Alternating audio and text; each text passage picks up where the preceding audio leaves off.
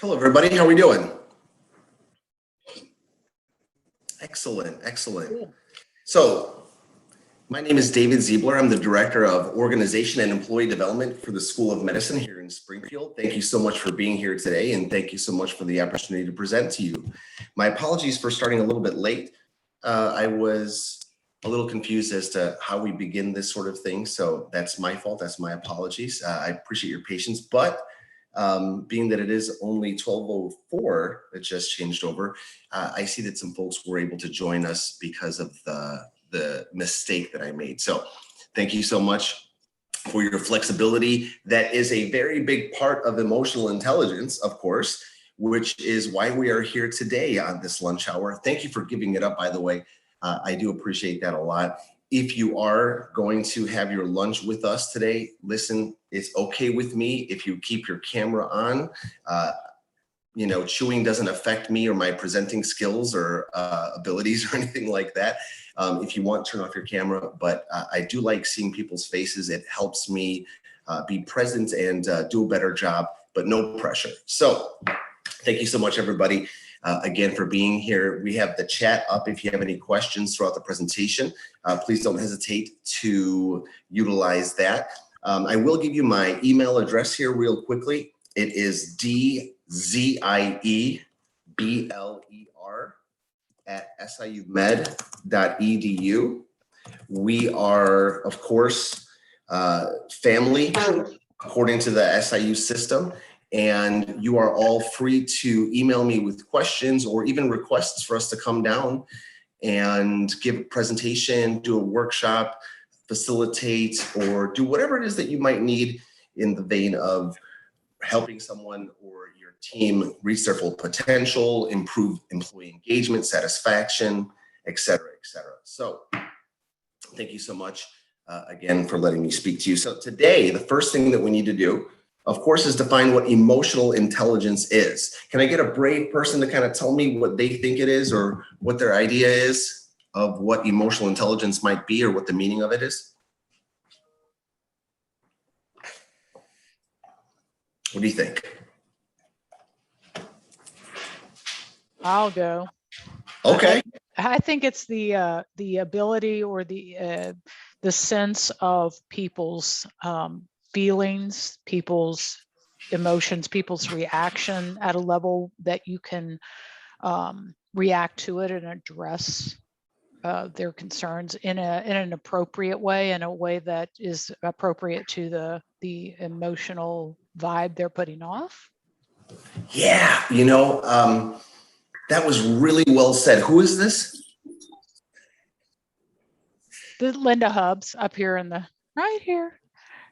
Hi, Linda. That's great. That's great. That was wonderful. That was wonderful. Yes, that's exactly what it is. So what I heard was that intuitively, a person who has the capacity to understand how others feel, right, to have empathy, to put themselves in others' shoes, to understand the other person's behaviors, the reasons behind them, and what might affect them, and therefore alter their behavior, whether that be verbal or physical, to improve the relationships or the reactions that those people have because of what they say or do.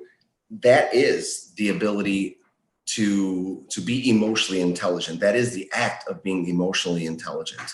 So that was wonderfully put. Linda, thank you so much for saying that. I really appreciate it. What I call it really is kind of like your Jedi sense. And we all have it. We all have a sixth sense. We all have intuition. We all have a gut feeling about various different things.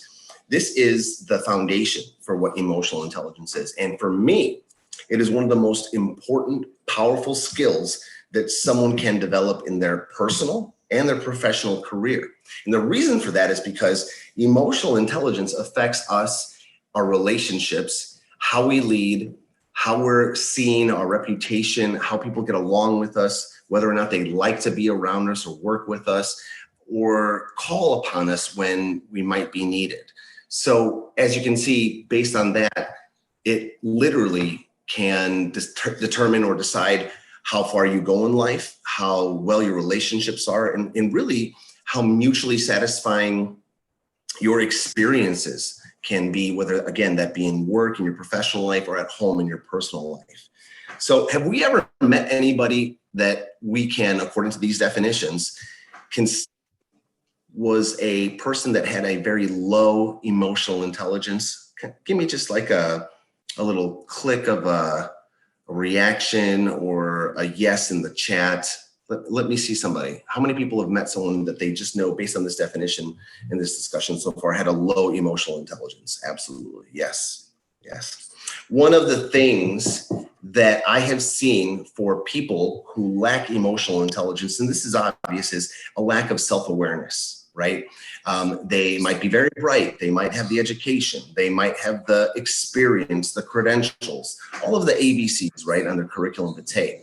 But they lack the self-awareness to know that the way that they act isn't always something that is appropriate according to professional workplace etiquette.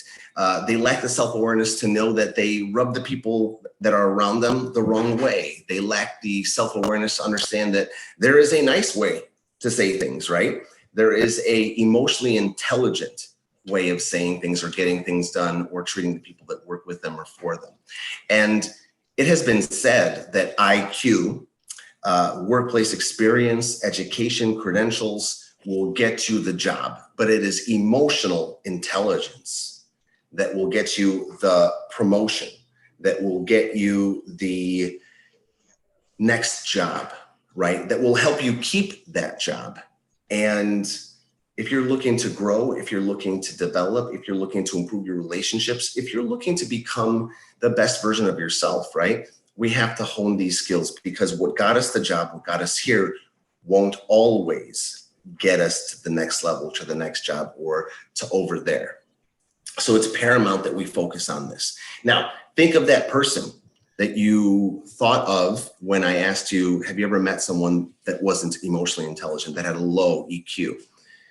Did they ever get passed up for a job? Did they ever not get included in a team because of their low emotional intelligence? Did they ever hit a ceiling with their line of promotional or career growth? Answer yes or no. Go ahead, put it in the chat for me. Oh yeah. Oh yeah.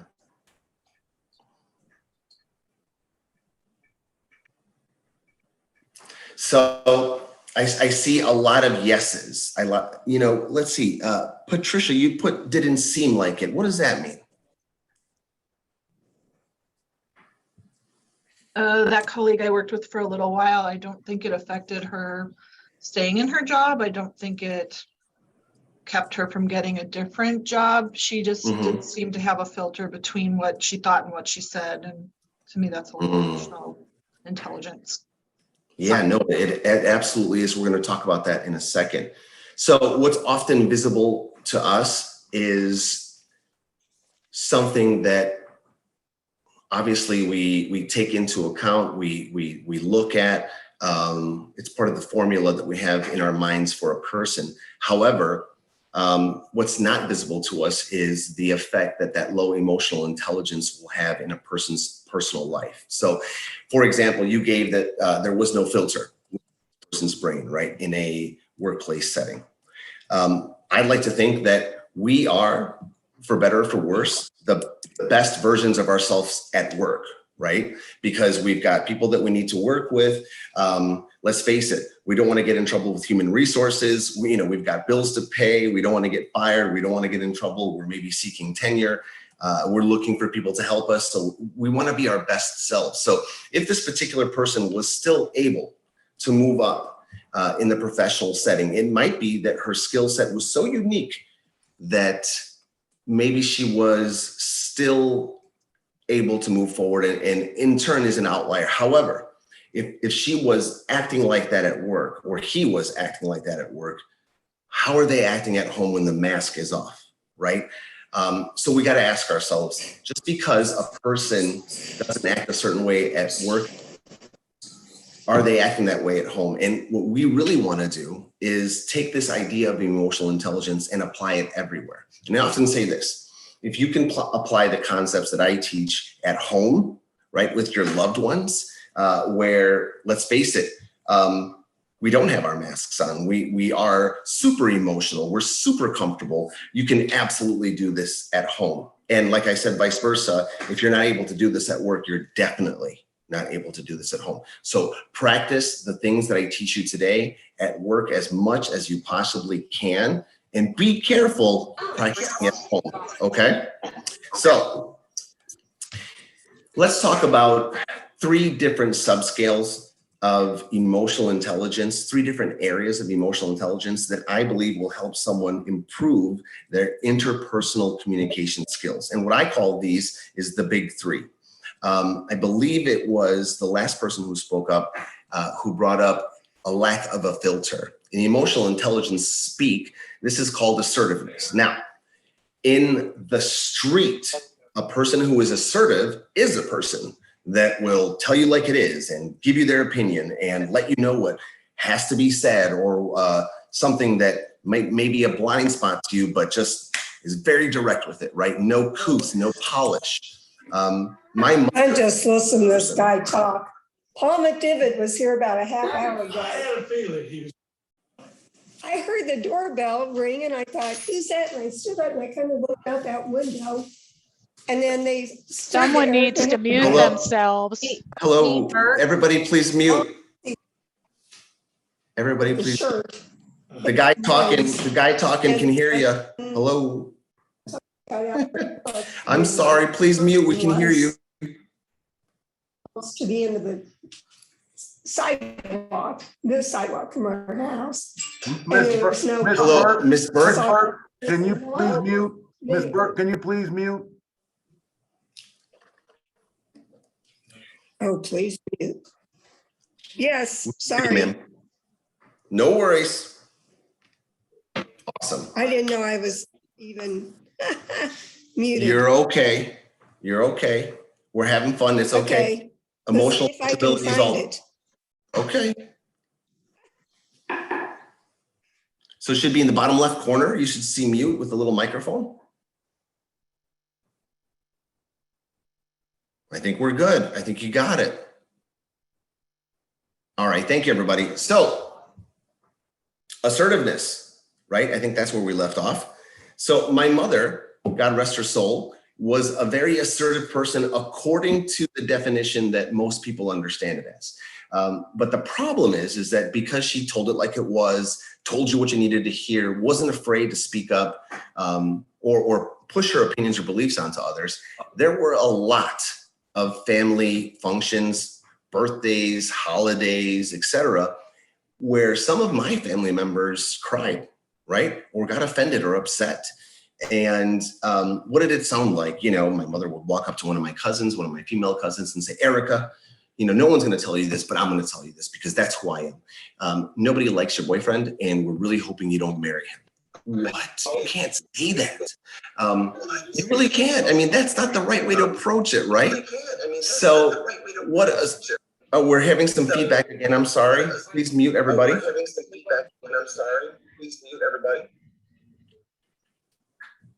It's Kay Pearson. Kate Pearson. Okay. And somebody might be calling in and be on their computer at the same time. Sometimes when there's a little feedback and a delay.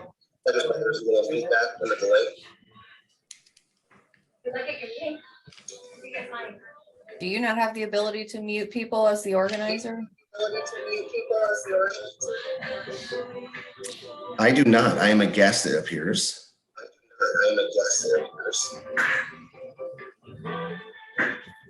Is Penny Moon on?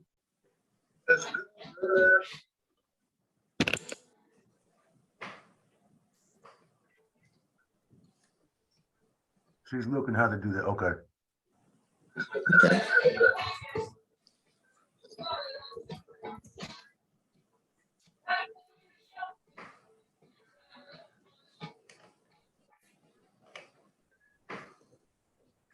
Looks like it's quieting down a little bit. Let's see if there's some feedback. No, okay, okay, we're good. It's no problem. It's no problem. We're having a great time. Okay, so where was I? I have ADHD, so my apologies if I forgot where I was. I Your believe. mother offended Erica. Yes, my mother, forgive me.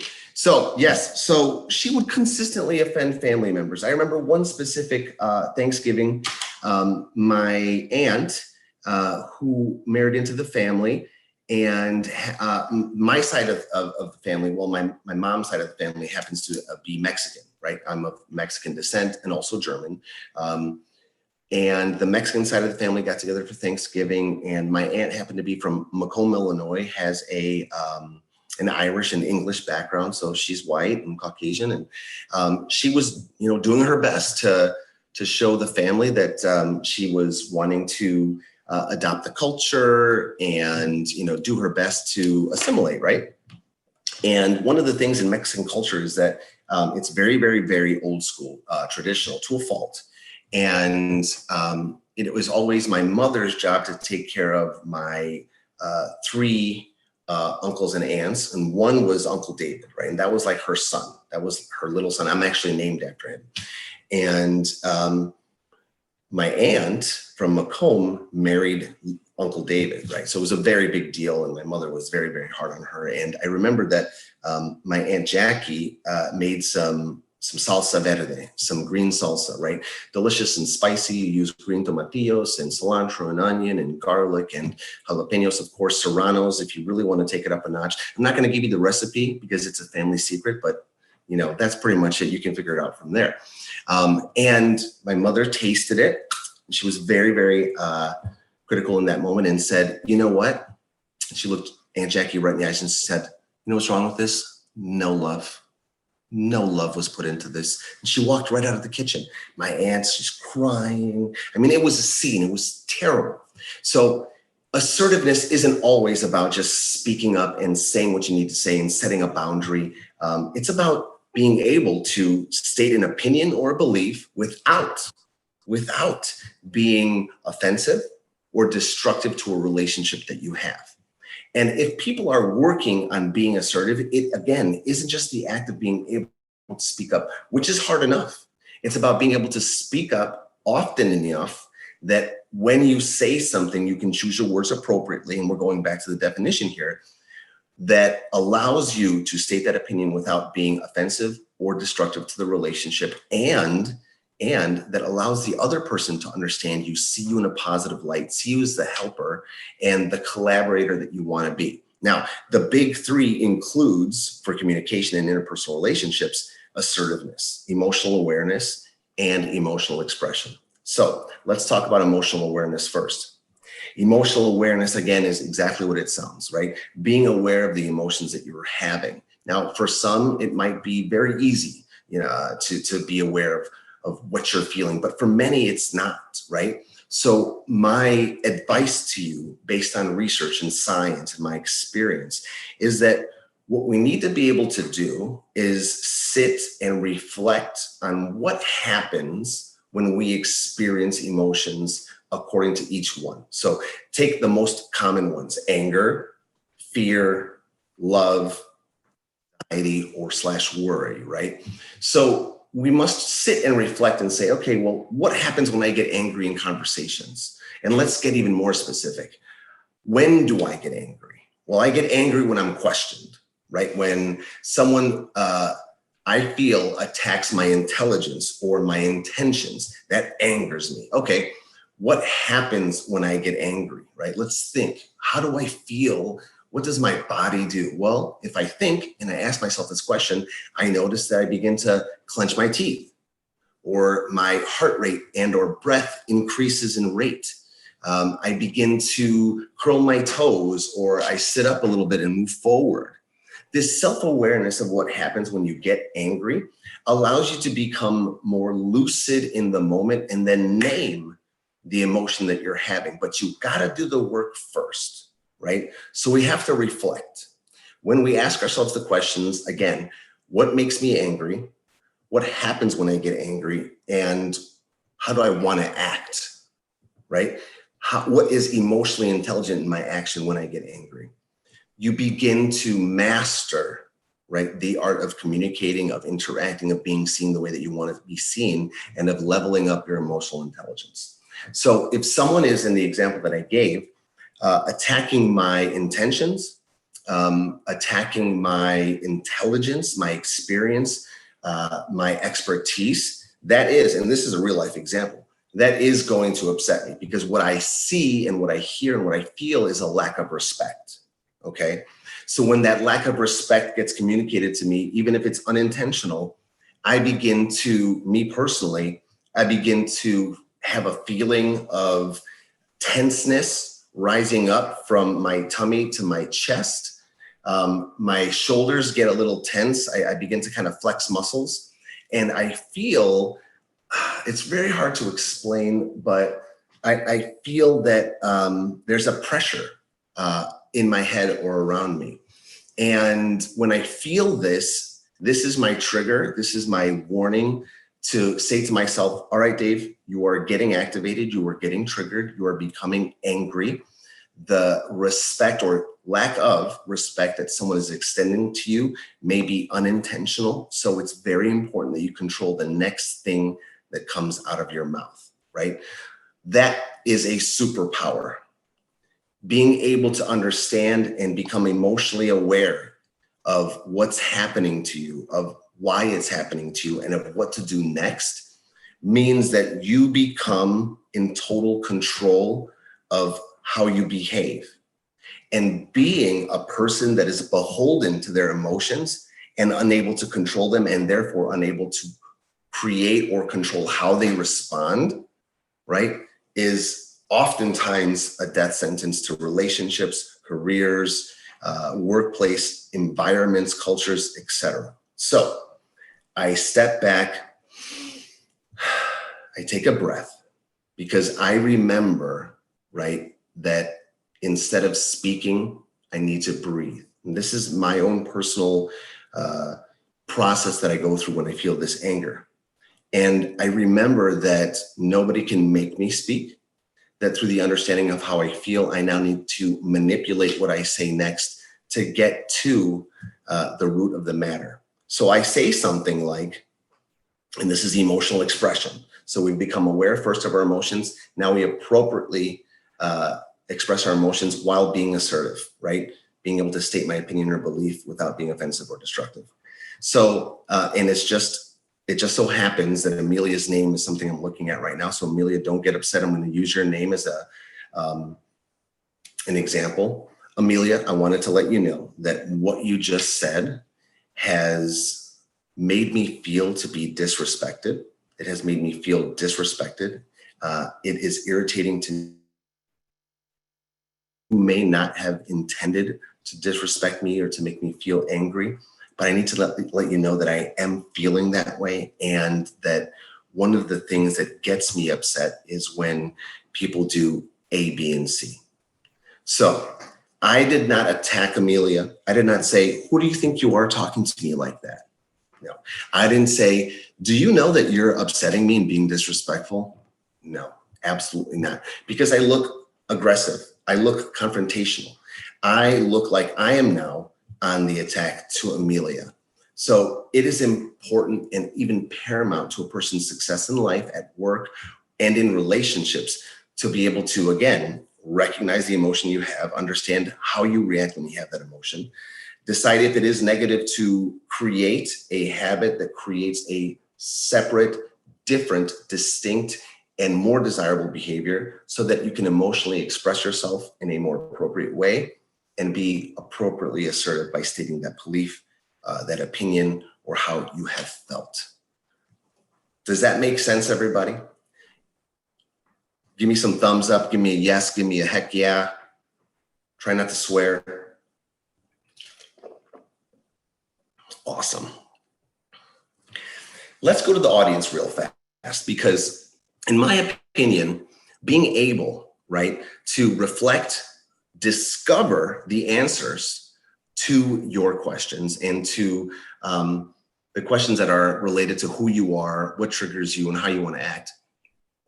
I think we then get to create an action plan. But before we get there, we need to understand if we're on the right track and if this is making sense. And again, it's my opinion that these are the most important things when it comes to emotional intelligence. I do an assessment that's reliable and validated Those are cool statistical terms for the academic audience that we have here today. This instrument has 15 subskills that it breaks down emotional intelligence into. And of course, I've only gone over 3.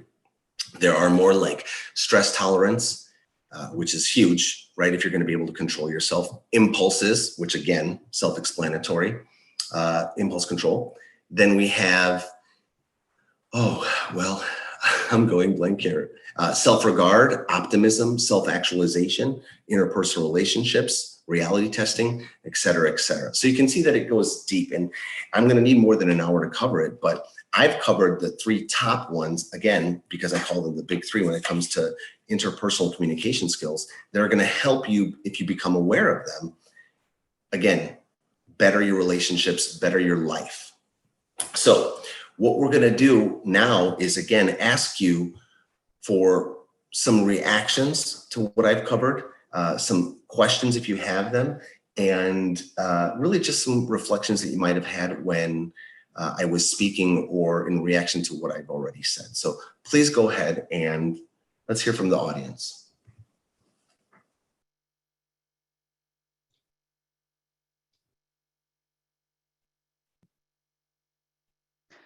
I think that people are going to need more examples and practice than what the thing is, an example of what the thing is, because I find with the people that I encounter that lack emotional intelligence, they can understand the concept of what you're saying, but unless they see it in action, it's very hard for them to figure out, what do I say? What does it look like? That kind of thing. So that might be helpful. So example, so can you work with me to, Sure. To create an example? Do you have one in your mind that you'd like an answer to or like an example for? Sorry to have given you that problem. Sorry to put I'm you on the not sure spot. that I do. Okay. But it's I have somebody in mind, and one of the things that this person has told me is that I know I'm terse. I know I am. People have told me I am. So he's very flat and monotoned in responses and very to the point. And yet he has no concept of what it looks like to fix that. And to tell him, don't be terse, that won't work. So it's working with him. I'm working with people that kind of don't understand. They can read the book, but they don't know how to enact it. That might be helpful. Like, what does that look like when you're dealing with somebody? How do you not be terse? How do you not be abrupt? How do you not be rude? What is the alternative statement or phrase or method of working with somebody that you don't come across that way? And that might not be something you can answer now, but that's a problem that I encounter. So I can take a shot at it, and Okay. I'd love to discuss this a little bit and kind of just work with it. But I would say, okay, so when a person is straightforward and they don't sugarcoat things, when they are overly direct and they only speak what needs to be spoken, they can't be interpreted as terse, of course, right? And a lack of knowing what to do causes a very big issue. So if someone says something as straightforward as like in reference to workplace performance, you're underperforming, I think you can do better, I'm disappointed that you're not, it needs to change or there's going to be big problems. That right there is a good example of what I'm interpreting you're talking about, right?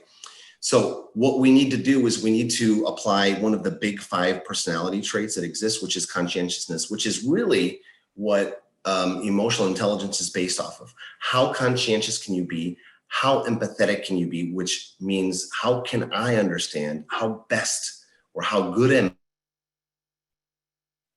and understanding how they would feel. And the very first thing to do with a person that is too direct, right, and doesn't sugarcoat things is to apply manners and literally extra words over what they have said. So David, I'd like to talk to you about something today that might be difficult for you. It is also difficult for me because it's awkward. Because today what we're going to talk about is your performance and how it has not been meeting my expectations. Unfortunately, it appears that you have not been meeting the performance standards. I am a little disappointed that you haven't been, because I feel that you have the capacity to not only meet the standards, but to exceed them. And what I'd like to do is talk about how I can help you meet those expectations so that the next time we visit with this, you are having a much different conversation. What would you think we could do in order to help you get where I think you can get? So I have said the exact same thing that I said before, but by applying empathy and an understanding of what another person might need or want to hear with extra words and manners, right? We've taken a person that can be interpreted as terse and now changed them into a person that feels more welcoming, more accepting, more helpful, more accessible, more approachable. So it isn't that a person needs to really do more work than that. It's that they have to apply some simple methods of increasing what they say by adding more words and by applying courteousness, manners, conscientiousness, and empathy. Does that make sense? Does that answer your question? Oh, it makes perfect sense to me. Mm-hmm. I totally get right, it. right.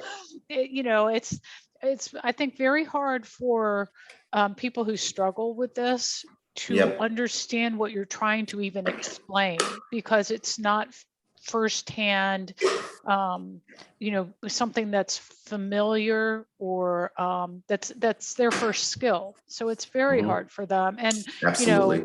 and I've had multiple people say, I really want to be better at this. I just don't know how. And so Mhm. it takes walking through not what to do, but let me give you an example of what that looks like. Now Sure. practice it. And there's got to be a huge level of discomfort if you take somebody out of the zone that they know and give them something totally unfamiliar to them, that's Yeah. not natural. And so they're in the spot where they're trying to navigate that, and they're nervous and they're worried they're not going to do it right. And I'm not sure it doesn't come out worse. I'm not sure, but I don't know. But I there's people, I really feel for them, because Oh it yeah. seems so painful that they Mhm. would like to be able to work with people in a way that's comfortable, and that people respond to them well, and that people want to interact back with them. And instead they cut that conversation off, and it's just got to be very disconcerting on the other side, and not knowing what Yeah. you did. Yeah, it's painful. It really is. It's painful for the person who's wanting to be different, but doesn't know the path. And you're absolutely right. And I believe it was Jay Nichols 21 who said that it is going to take constant effort. I believe you said that as well. And the method is RDA. And that's what I was talking about previously. We need to be able to reflect, and you need a coach. You need someone to talk to you who's not going to judge you, who's there as a resource, who's there to discuss with you and analyze in retrospect all the experience that you've had and might have. So we reflect on past incidents where we didn't respond the way that we wanted to, or we didn't act as emotionally intelligent as we wanted to, right? And we dissect it, right? So what could you have done differently? What did you do good? Where did you get stuck? What do you want to do instead of what you did? May I give you a suggestion, right? So when we go through that process of reflection, we discover the answers, and then we can create a new plan. And you're just going to have to go out there and get reps. And one of the things that you said that really struck me, which is absolutely 100% true, is that it's not going to be easy right away. It's not going to be easy for a while, actually. But the more we practice, right, the more we go through the process of setting a goal and achieving it, and we start small, we gain confidence, and confidence breeds competence, and competence breeds confidence, and so forth and so on, right? So you build this muscle that at first is small and let's say not as strong as it could be. But then through the repetitions, it gets better and it gets better. And I think that's what it's going to take. I know that that's what it takes with a person, but they're going to need a coach. They're going to need someone to mentor them, but also, again, to help them reflect, discover, and then create an action plan, which is goals, right? Often when a person is working on the big three, one of the homework assignments that I give them, and that's really where the growth is as a coach or a coachee, is to go out to a nice dinner. Now, inflation is affecting everybody, right? Steaks are now outrageously expensive, but if you're going to go out to a nice dinner, you might get a steak. If you get a steak, I recommend getting the filet. Because why not? Treat yourself and order it medium rare or however you order it. And if it happens to come back not cooked the way that you have ordered it, the assignment is to send it back and not apologize. Now, that doesn't mean that you have to be rude. You can be candorous and kind, but we must remember that it is a social contract, a business contract even, that you have entered into with the waiter in the restaurant when they have asked you, how would you like that cooked? And you respond with medium rare. And when it comes back well done, it is absolutely appropriate and necessary for you to get what you've ordered, especially since you were asked how you wanted it, and also to get what you've ordered because you're paying, $30, $35, $40 for the steak. You should enjoy it. Additionally, and what's probably most important is that if we all think about the scenario, which we've all been in, and you don't speak up and you don't assert yourself, you're kicking yourself in the you-know-where for maybe an hour, maybe a day, maybe weeks, maybe decades. I have still, and I need to work on this myself, right? I've still not forgiven myself for not asserting myself when I should have said something years ago, decades ago. I'm still upset about it, right? I need to let it go. I'll talk to my therapist about it, don't worry. But if we are able to say, excuse me, sir, ma'am, I wanted to let you know that, as you know, I ordered this steak medium rare. It does appear to be well done. I was wondering if you could please fix this for me. That right there is kind. It's courteous. It's emotionally intelligent. It's assertive. It's appropriately assertive. And when it comes back, you will have your medium rare steak and maybe a free dessert or a comped drink, and you will feel better. Okay. Now, yes, the pacing of the meal is off, but what's more important to you? If you really think about it, the pacing of the meal or being true to yourself, of developing yourself, of expressing yourself, of not getting mad at yourself and beating yourself up later. I'd like to think that it's you that's more important than the pacing of the meal. So consider these things. Get a coach. The School of Medicine has coaches on staff. I myself am a coach for the school. We have 3 or 4 separate coaches on our team, some of which are physicians, some of work exclusively with physicians. I personally work with everyone of every appointment type, of every level. I've recently become board certified, so I'm very excited about that. And we help people work through this exact scenario, but also through other scenarios that they feel might benefit them the most. So I also see here that somebody has asked the question, do I think that a body map of emotions can be helpful in identifying what you are feeling? And the answer to that is absolutely. Any opportunity that you can get to be more self-aware of your emotions, your feelings, where they reside, what happens to you when you have a stimulus and a reaction that is emotional happens, is a powerful tool to increase your ability to be emotionally intelligent. If you've ever heard of the concept of lucid dreaming, it's absolutely amazing, right?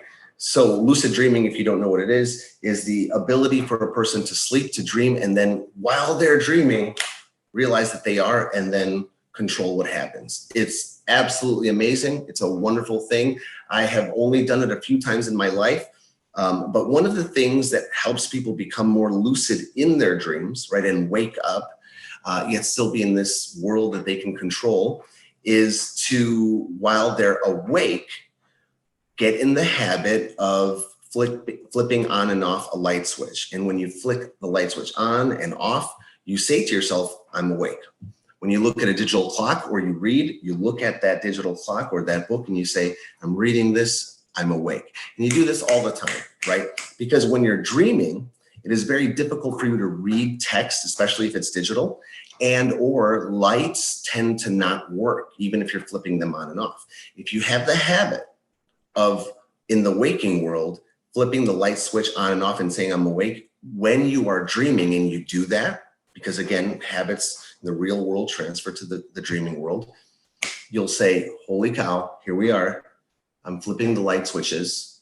They're staying on. And I'm looking at this digital clock over at my bedside and it's blurry. I must be dreaming. So when you can become lucid in that moment, now we have the ability to create. When someone agitates you, angers you, becomes defensive, becomes silent, you can recognize what's happening both within yourself and them and know that it is now time to apply the more desirable behavior. Thoughts become feelings and feelings become behaviors.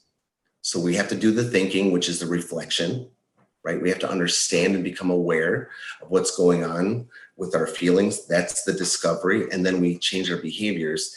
That is the action plan. This is simple, like entry-level cognitive behavioral therapy. So do I, again, think a map of emotions, a body map of emotions is going to work? Without a doubt. Anything that you can do to increase your awareness of yourself, of what happens to you in life and when it happens and why it happens and what you do and how you want to react is going to be the key. Great questions, right? Someone said, I think you also need to understand who triggers you, not just what triggers you. I couldn't have said it better myself, without a doubt. There are some people in the world that are just going to irritate your spirit. And you may not know why, right? But what we need to do is say, okay, first, level one, I know that so-and-so irritates me or triggers me. So if I have no choice in whether or not I see them, because let's say there's a monthly meeting that we all have to be a part of, I'm going to need to prepare myself. So what do I need to do to be prepared to be triggered? I need to breathe. I need to work out. I need to make sure that I've eaten. I need to make sure that I sit across from this person or away from this person. I need to make sure that I have a pen and a pad to doodle, right? Because if I'm doodling when this person is triggering me, I'm much more capable of handling that trigger, right? I need to create a plan if all of this doesn't work and I do get triggered. What do I want to do? Do I want to act upset?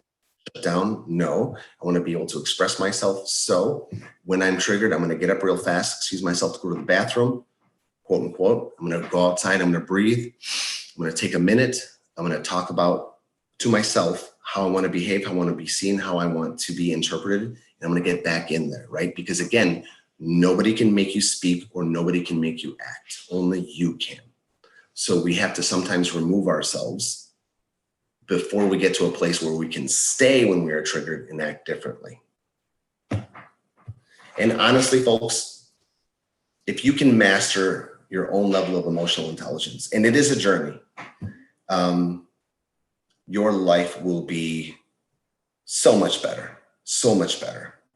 There are 4 subskills that are included in the instrument that I utilized that I mentioned before that are included in what's called the well-being indicator. They are optimism, literally a person's ability to feel hopeful and to think that things are going to work out. Self-actualization, which is the top of Maslow's hierarchy, right? The path to getting better and improving who you are just for the sake of it, not for earthly rewards or anything like that.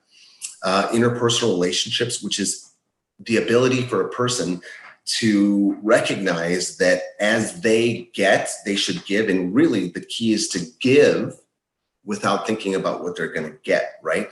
Can I have a mutually beneficial relationship with someone? And if I can, does my action create a better relationship? Yes. And knowing that, what do I do? What do I give in order to ensure that relationship is better? And then the last piece is self-regard. Now, I'm speaking to roughly 90 people today. Thank you so much for being here. I really appreciate it. If I could tell you something that is going to benefit you more than anything else I've mentioned here today, it's that it would benefit you greatly to go through this next exercise to improve your self-regard, which is a precursor to confidence or self-confidence. You are all high performers. You're high achievers. You've accomplished amazing things in life, right? And it doesn't matter if you have this letter or that letter behind your name. We all have accomplished great things in our life. It is important to take a look at all those things, to sit down and reflect and write down what they have been, obstacles that you've overcome, challenges that you've met, moments where you were met with an experience that pushed you further than you could have ever imagined, and you made it. It is important to take inventory of those moments in your life, of those obstacles and challenges that you've overcome. Because when we do this, we're able to see who we are, what we are. And once we do that, if we take it to the next level and we write down the qualities, whether they be characteristics of your personality, values that you have, or just traits of who you are as a person, and we write them down, we can see a picture forming of this person that absolutely deserves to be regarded. And when you realize that that person is you, and you accept it and not shove it away, right, or not put it aside, it's a liberating feeling. I have struggled myself, and I see this in leadership all the time. Not just leadership at the School of Medicine, people who are leaders all over, that they often do not regard themselves as they should, and they have what's called imposter syndrome, right? Now known as imposter phenomenon. And it's phenomenon because they're high performers, high achievers, highly skilled, highly intelligent people who downplay who they are, what they've accomplished. And they do so in the vein of being humble or in humility. But that's not being humble. That's not having humility in who you are. That is not emotionally intelligent. That is lying, right? If you downplay your skill set, if you don't tell the truth about who you are lying about who you are, you being disingenuous to others, but most importantly to yourself. And this lowers your ability to feel good, be optimistic, self-actualize, and it takes away your level of life satisfaction and life happiness. So what we must do is we must say, you know what? That was very difficult to overcome. It was very difficult to get a master's degree and a PhD while I had 2 kids at home and I worked 2 jobs and I had a wife or a husband to take care of and a dog and a mortgage to pay, right? And the laundry to do. That took grit, perseverance, dedication. It took discipline. And those kind of traits are traits that I respect in people. Guess what? I should probably respect that in myself. It's okay to say, you know what? I'm pretty good at my job. I know what I'm talking about. Yeah, I am pretty awesome. Because that is, if it's true, is being true to yourself, okay?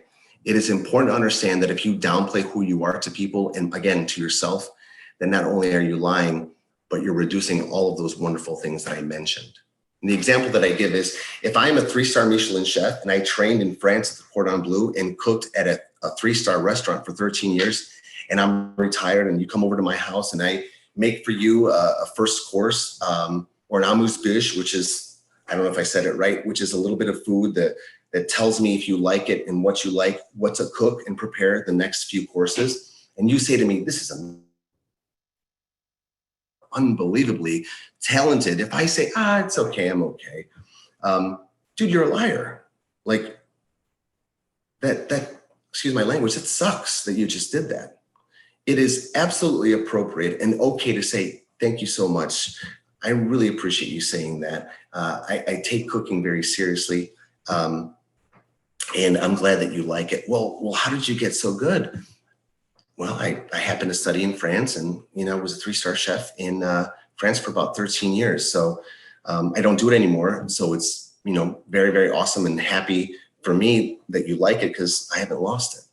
There's nothing wrong with that. You're not being cocky. You're not being arrogant, right? We can overcorrect and we can become arrogant by saying, oh, well, I appreciate you saying that. I knew you were going to say that because I happen to be the best chef in the continental US. So it was no surprise to me that you like that. I knew you would. That's That's being arrogant. But what I said previous to that is the true meaning of being humble. Okay. So be kind to yourself, be true to yourself. If you can regard yourself for the things that I mentioned, you should regard yourself, challenges, obstacles,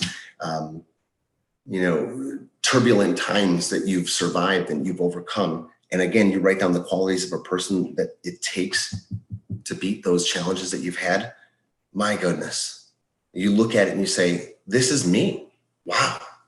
You're going to get more life satisfaction. You're going to be more able, okay, to be more self-aware, to be present, to express yourself emotionally and to assert yourself appropriately, because you are this wonderful person that you've now come to acknowledge.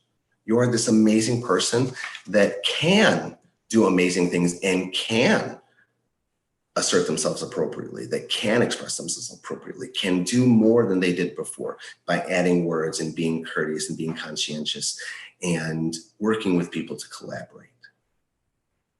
This is the key, in my opinion. The emotionally intelligent person that coaches the people around them, right?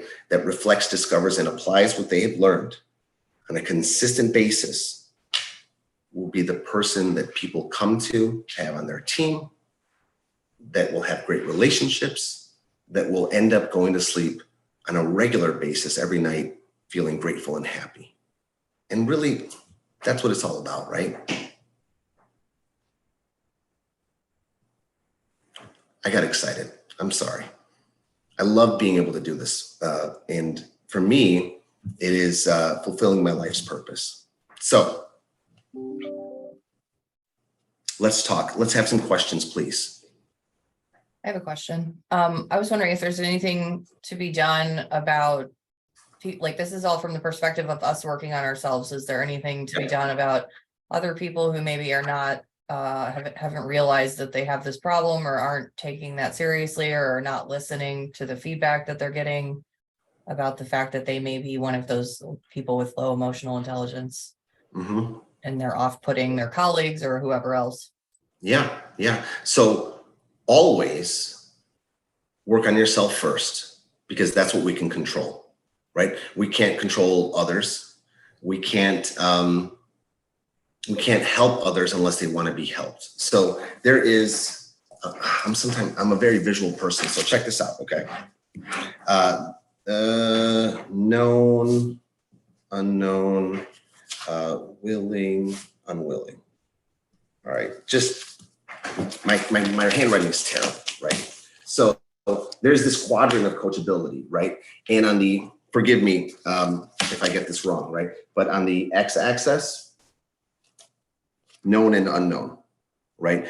This is what I know I need to work on, and this is what I don't know I need to work on. And then we have willing, I'm willing to work on something, and then I'm unwilling to work on something, okay?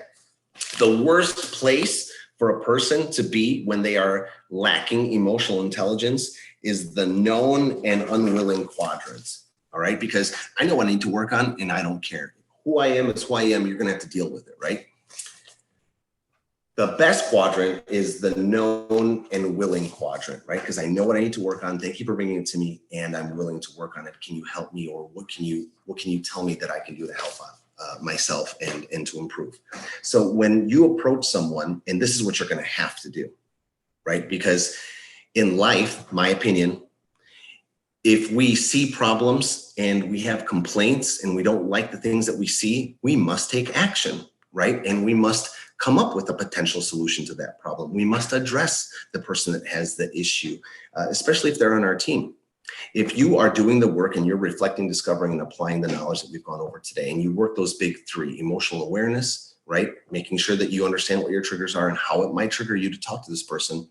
And you are able to write out how to appropriately express your emotions and then be assertive in that moment by not being offensive or destructive. You can do the work that you need to do for your journey by trying to help them and addressing them. And my faith in you tells me that you're probably going to do a great job. But if they fall in that least desirable quadrant of known and unwilling to work on it, there is nothing you can do. There is nothing you can do. You can deliver the most emotional intelligence statement, paragraph, speech, talk, the person is responsible for themselves.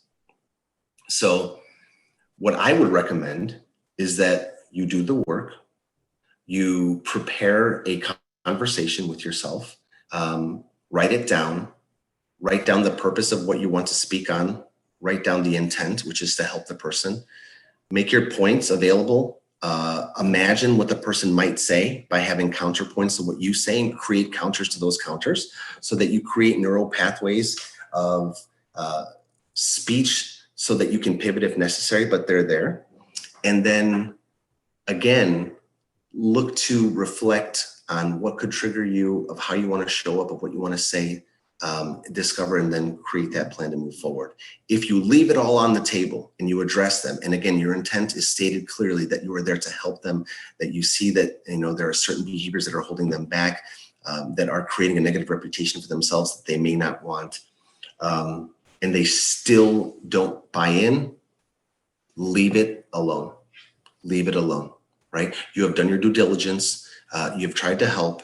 It is up to that person. What I will say is you can always leave them with, again, your intent and your willingness to collaborate, to pair, to help, to mentor, to coach, to provide resources or to point them in the direction where they could get resources, but to always be there with that person and say, if this is something you want to work on, if this is something that you will accept, I'm here for you, buddy.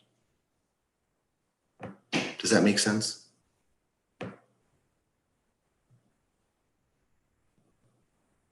Awesome. I really hope this has been wonderful. I hope this has been useful. You know, examples of, again, what to do. How's this? If you remain conscientious, if you remain aware, if you consistently ask yourself questions about how you act, why you act the way that you do, and, you know, do something with that information after you discover it, which is the most important part, you will be on your path. It is something that takes a long time, but the good news is, folks, is that while IQ dips as we age, we're all getting dumber. It's just the way that it is, right? EQ has the ability to increase over a lifespan, right? You can literally become more emotionally intelligent well into your 70s. So you don't have to die the person that you were when you were in high school. And unfortunately, some people do. And to me, it's a great tragedy because we're here to evolve. We're here to create great relationships. We're here to create. And part of that is creating better versions of ourselves. So yes, if you can't say something nice, don't say anything at all. But here's the thing. You can say something not nice, but you can be kind about it. You can be candorous and you can be emotionally intelligent, right? Because sometimes, you know, people might want to hear it and they might benefit and you might improve their lives. And it's on them to decide how to take it. Thank you so much, everybody. I really appreciate the ability and opportunity to serve. I am at your disposal. Please invite me back whenever you feel you need something. I can talk on almost any subject. I'm happy to help. I'm happy to do more. I'm happy to do a series. I'm happy to do Q&As. I'm happy to do whatever it is that you need. Thank you, thank you, thank you. Have a beautiful